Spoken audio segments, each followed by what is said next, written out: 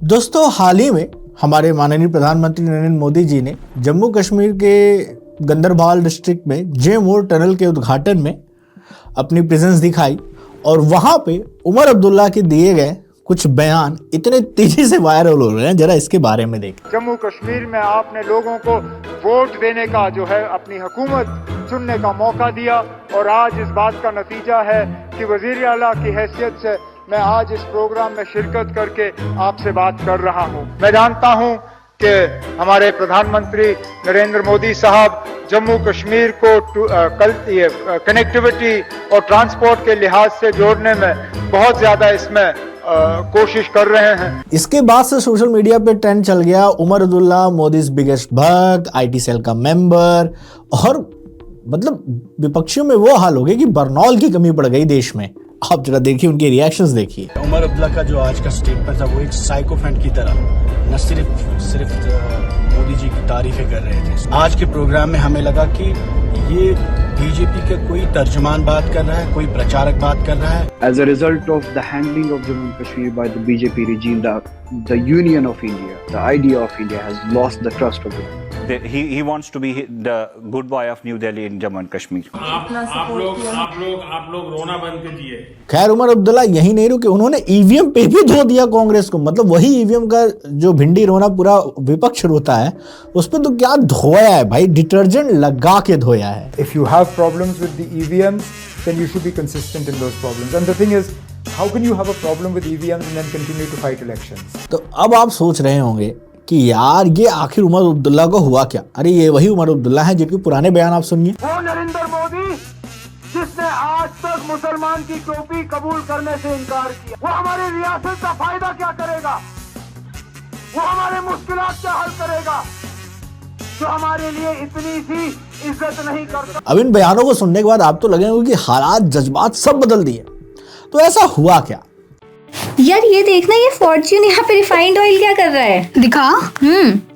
अरे ये रिफाइंड वाला फॉर्च्यून नहीं है, फॉर्च्यून का मतलब लक, किस्मत। रियली? यस। तुझे कैसे पता? क्योंकि मैं टी पॉइंट लैंग्वेज से इंग्लिश सीखती हूँ और अब तो इंग्लिश मेरे बाएं हाथ का खेल है। बाएं हाथ का खेल है और यहाँ मेरे से ढंग से एक्सक्यूज मी भी नहीं बोला जाता है। जब भी तुझे चाय वाले भैया से गिव मी वन टी बोल के मुझे हंसी आ जाती है। हाँ यार, मैं क्या करूँ, फिर जॉब छोड़ दूँ? तो इसमें सोचना क्या है, इधर आ। देख, यहाँ पे tpointlanguage.com सर्च करके तू कोई भी लैंग्वेज सीख सकती है। अपना नाम और नंबर रजिस्टर करो, एनरोलमेंट करा। ओह अमेजिंग यार, तो मतलब अब एक्सेंट भी होगा और कॉन्फिडेंस भी। And that too in 1 month। Oh my God, तो मतलब अब मैं भी give me a cup of tea सही से बोल सकती हूँ। Yes, finally. So stop struggling and start speaking. Join T-Point English language course right now and speak like a pro. Follow for more. तो आप सभी को पता है कि 2019 में जब से आर्टिकल 370 हटा है, तब से जम्मू कश्मीर की जो इमेज है वो लगातार चेंज हुई है और आज 5 साल होने को आए। तो इन 5 सालों में क्या हुआ, चलिए मैं आपको मोटी मोटा बताता हूँ। आर्टिकल 370 हटने के बाद जम्मू कश्मीर में टोटल 84,544 करोड़ की इन्वेस्टमेंट 42 डिफरेंट सेक्टर में आई है, जिसमें से 5,000 करोड़ का इन्वेस्टमेंट ऑलरेडी हो चुका है। 2020 में नए एक्ट के अकॉर्डिंग नॉन रेसिडेंट लोग भी अभी वहां जमीन ले सकते हैं, जिससे कि वहां की इकोनॉमी का विकास होना तय है। टूरिज्म की बात करें तो 2023 में 21.9 मिलियन पीपल ने ओवरऑल पूरा जम्मू कश्मीर विजिट किया। ये अपने आप में रिकॉर्ड है जम्मू कश्मीर का, 21.9 मिलियन, मजाक है। जहां 2019-20 में 8.47% टूरिस्ट आते थे, वो अब परसेंटेज जब लोग डबल डिजिट में चला गया है। G20 से लेके फार्मूला 4 तक की रेसिंग जैसा काम कहां हुआ, जम्मू कश्मीर में हुआ।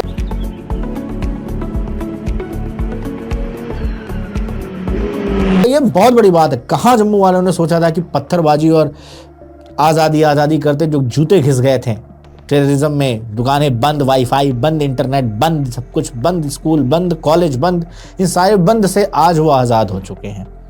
आप ध्यान से देखिए यार कि 30 सालों बाद प्रॉपरली जम्मू कश्मीर में सिनेमा हॉल खुला है। 2022 में जाके वहाँ मल्टीप्लेक्स बने हैं, 50 से ज़्यादा मूवीज के शूट हुए हैं।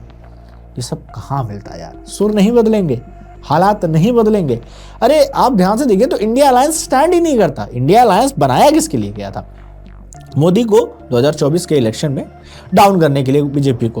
वो हो गया। आज इंडिया अलायंस का वो हाल है कि हर एक नेता तुरंत बिगड़ जाता है। अखिलेश यादव अलग भागते हैं। अभी दिल्ली में आम आदमी पार्टी ने बोला हम अपना चुनाव लड़ेंगे, उधर ममता बनर्जी चाहती हैं कि हम ओपोजिशन संभाल लें, बंगाल संभल नहीं रहा है, हालात ये हो गई है। तो कुल मिला के हरियाणा में जब लोकल इलेक्शन हुए तो बोलना था हरियाणा के लोकल लीडर्स का कि यहाँ सपा का कुछ है ही नहीं, मध्य प्रदेश के इलेक्शन में भी।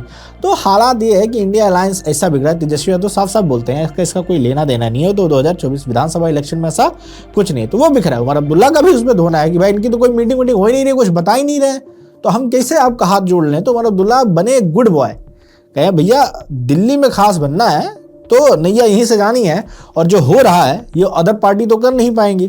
तो अच्छे हैं कि तेवर बदल रहे हैं, परिवर्तन की तरफ बढ़ सके।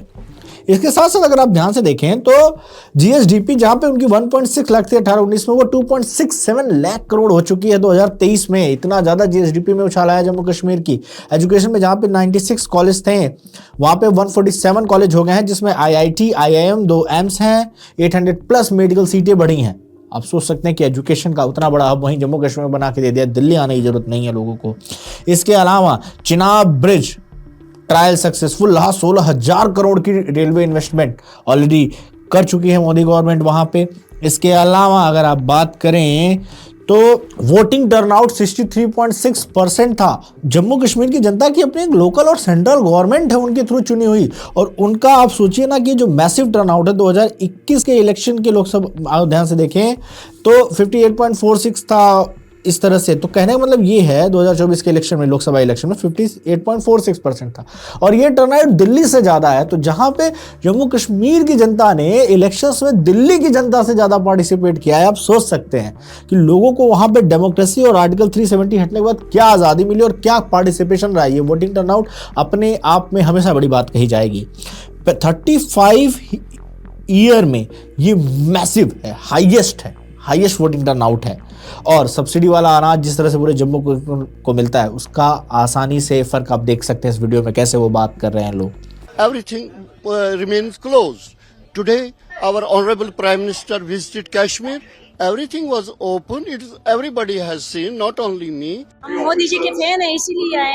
मोदी जी ने हमारे लिए बहुत कुछ किया है, बहुत कुछ। जम्मू कश्मीर फुल सपोर्ट करेगा, जम्मू कश्मीर का युवा सपोर्ट करेगा भारतीय जनता पार्टी को। यहाँ तक कि पाकिस्तान फैन हो गया है। पाकिस्तान के लोगों की ये बात सुनिए कि वो क्या कहते हैं। वहाँ पे देखो लोग कैसे घूम रहे हैं, कैसे चल रहे हैं, उनकी गाड़ियाँ, उनके नेट सर्विस, मोबाइल चीज, हर चीज स्टार्ट है।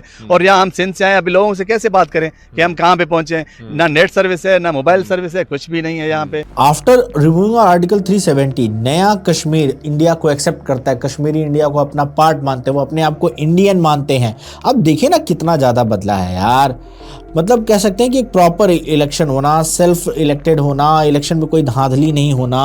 Now they don't want old life की वो पेबल्स पत्थरबाजी चले, अटैक हो, पूरा का पूरा लॉकडाउन की तरह लगा दिया जाए, इंटरनेट बैन हो जाए। भाई हालात ये है कि पाक ऑक्युपाइड कश्मीर में भी आज़ादी की मांग उठने लगी है। वीडियो में देख लीजिए।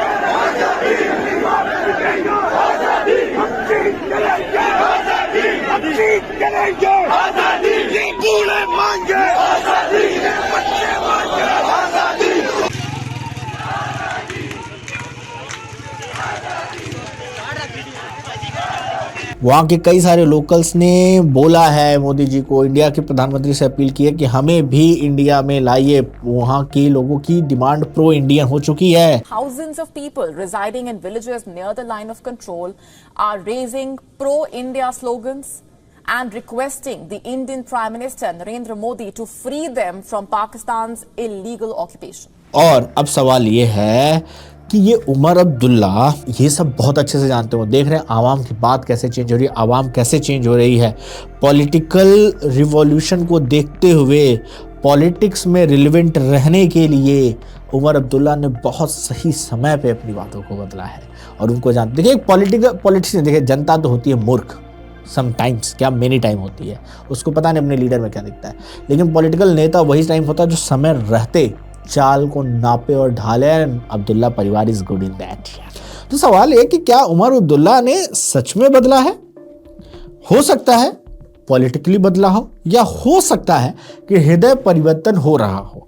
हृदय परिवर्तन बहुत सारे लोगों का हुआ है। एग्जाम्पल में पीयूष मिश्रा को देखिए, ललन टॉप के इंटरव्यू में बताते हैं कि वो पहले कम्युनिस्ट थे, कम्युनिस्ट ने उनकी 20 साल की जिंदगी बर्बाद कर दी and now he like totally Narendra Modi. उनका इंटरव्यू सुनिए। कुछ देखा यार, कुछ तो देखा, चाणक्य देखा। राजनीतिविद मिले कभी? नहीं, कभी नहीं मिला, आज तक नहीं मिला और नहीं मिलना चाहता हूँ। मैंने खाली मतलब बोल दिया, दैट्स ऑल। मैं मिलना चाहता हूँ, मतलब जिस बंदे को आप पसंद करो जरूरी नहीं कि आप उससे मिलो। तो ऐसा कुछ जो है मेरे को अवार्ड देने की जरूरत भी नहीं है, मुझे अच्छे लगते हैं। Narendra Modi as a prime minister, as a राजनेता। विक्रांत मिश्र जिनकी अभी जस्ट साबरमती रिपोर्ट आई थी, उनका इंटरव्यू सुनिए शुभांकर मिश्रा के पॉडकास्ट पे। आपसे किसी ने कहा कि विक्रांत यार तुम तो सेकुलर थे, अब तुम भी उसी कट्टर हिंदू वाली जमात में जा रहे हो जिसका तुम विरोध करते हो। ये बीजेपी क्रिटिकल से अब जो आप पर आरोप लग रहा है कि बीजेपी फ्रेंडली। जो चीज़ें मुझे बुरी लगती थी वो एक्चुअली बुरी है नहीं।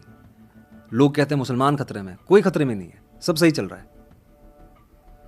तो इसीलिए आज मैं कह रहा हूं कि I have changed over the last 10 years। इसके अलावा ये जो पोस्टर मिल्स, सैला और राशि जो टुकड़े टुकड़े गर्ल के लीडर थी, उनका पॉडकास्ट पे सुनिए क्या हाल है। Also, I've realized that the Honorable Prime Minister, the Home Minister, they are really selfless people who only care about the national interest. No matter how much I know how much criticism we've made of the government, how much criticism the government faced internationally, domestically from the opposition. Why would anyone take so much criticism, if it weren't for the national interest? And it has ended up serving the national interest. And of course, I understand I'm taking a... इसके अलावा आशीष खेतान, अरुण शौरी, राजेंद्रपुरी जो cartoonist हैं, ये सब की बातें हैं, सबका बदल गया नजरिया, सब अलग अलग तरीके से मोदी गवर्नमेंट को सपोर्ट कर रहे हैं। तो आपको क्या लगता है, यूं बदलाव ऐसे ही है? अब सवाल है कि हृदय परिवर्तन है या केवल नीयत की परिवर्तन है, ये भी बात है। भाई देखिए, मतलब नीयत परिवर्तन का मतलब क्या है कि ये दौर कब तक रहेगा? कहीं ऐसा तो नहीं कल को कोई और गवर्नमेंट आई तो फिर ये बदल जाएंगे? भाई मौका परस्त लोग होते हैं, जानते हैं जहाँ बड़ाई करने से काम मिल जाए। तो ये जो एंटी इंडिया, एंटी मोदी है, ये बदल के प्रो मोदी और प्रो इंडिया हो जाना, ये अपने आप में बड़ी बात है। ऐसे में कांग्रेस और अपोजिशन का बुरा हाल है। लोग कह रहे हैं उमर अब्दुल्ला पागल हो गए, आईटी सेल के मेंबर हैं, गुड बॉय बन रहे हैं। मतलब ऐसी क्लिप्स आपने वीडियो में कई सारी देखी होंगी और आप समझ गए होंगे कि हालात क्या है। और Omar Abdullah know very well कि अगर वो ये नहीं बदलते टाइम पे तो उनका भी हाल महबूबा मुफ्ती की तरह होगा, ना वो पॉलिटिकली रिलेवेंट रहेंगे ना लोकली रिलेवेंट रहेंगे। So a person is a good person, समझदार पर्सन वो जो मौके के हिसाब से, मौके की नज़ाकत को देख के अपने सुर बदले, अपनी चीज़ों पर रिजिड होने पर ना तोड़ के निकल जाएंगे, महबूबा मुफ्ती ना बन जाए, दूसरे महबूबा मुफ्ती ना बने। इसके लिए उमर अब्दुल्ला ने बहुत समय पे, मैंने जो वीडियो देखा ना, मैं सुन रहा था, मैंने कहा अरे ये भैया वही उमर अब्दुल्ला हैं। अरे बाबा क्या कर दिया मोदी जी, कहीं घुमा के तो नहीं मार दिया ना 2-4 पिछवाड़े पे। खैर, at the end of the video conclusion क्या है, जो भी हुआ, पॉलिटिशियन के सुर बदले या किसी के पिछवाड़े पे बर्नॉल लगे, what matters the Kashmir is growing, what matters the Kashmiri now feeling they are Indians, they are pro Indians।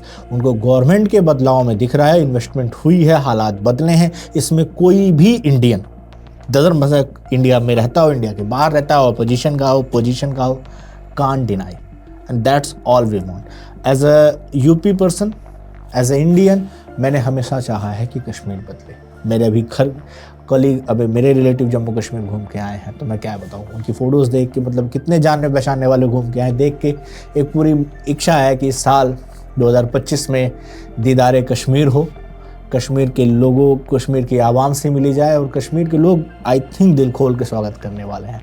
तो अगर ये वीडियो किसी भी कश्मीरी के पास जाता है तो प्लीज़ अपनी राय कमेंट करके बताएँ, और उम्मीद करें कि हम कुछ और लोगों के साथ लेके कश्मीर घूमने आए। मेरे कुछ दोस्त ऑलरेडी पोस्टेड हैं, वो बताते हैं टेररिस्ट एक्टिविटीज़ काफ़ी कम हुई है, हालांकि अभी भी है बट पहले से कम हुई है। चुनावी दौर में काफ़ी तेज़ी से हुआ था ताकि वो चुनाव ना हो पाए। खैर, ये जम्मू कश्मीर की आवाम की जीत है, ये भारतीय राजनीति की जीत है, ये हर एक भारतीय की जीत है। तो इसी के साथ मैं ये वीडियो को एंड करता हूँ। मिलते हैं किसी नेक्स्ट वीडियो में नेक्स्ट टॉपिक पे। आज के लिए इतना ही, बाय।